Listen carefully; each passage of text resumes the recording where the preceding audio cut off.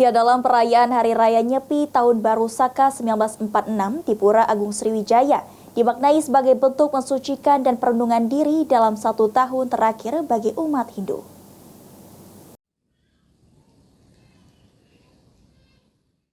Dari pantauan tim liputan PAL TV, perayaan Hari Raya Nyepi Tahun Baru Saka 1946 di Pura Agung Sriwijaya terpantau sepi. Tokoh agama Hindu Mangku Wayan menuturkan, pada saat pelaksanaan Hari Raya Nyepi, umat Hindu selama 24 jam akan berada di dalam rumah. Sejak tanggal 11 Maret 2024 pukul 6 pagi hingga pukul 6 pagi pada tanggal 12 Maret 2024. Untuk kegiatan selama Nyepi ini, Bu, untuk umat sendiri seperti apa?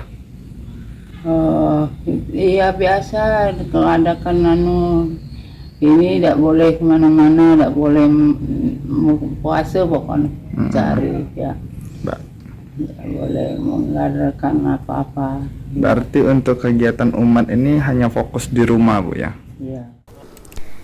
Sementara Ketua Parisade Dharma Hindu Sumatera Selatan, I Gusti Bagus Surya Negara mengatakan, pada Hari Raya Nyepi umat Hindu akan melaksanakan upacara catur berata. Umat Hindu dilarang bekerja, dilarang menghidupkan api, menghindari hiburan, dan dilarang bepergian.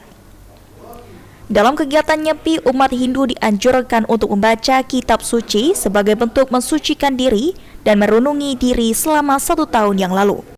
Kami melaksanakan upacara catur berata. Catur berata itu amati karya, tidak boleh bekerja ya, untuk 24 jam. Biasanya aktivitas-aktivitas itu kita berhenti dulu. Untuk apa?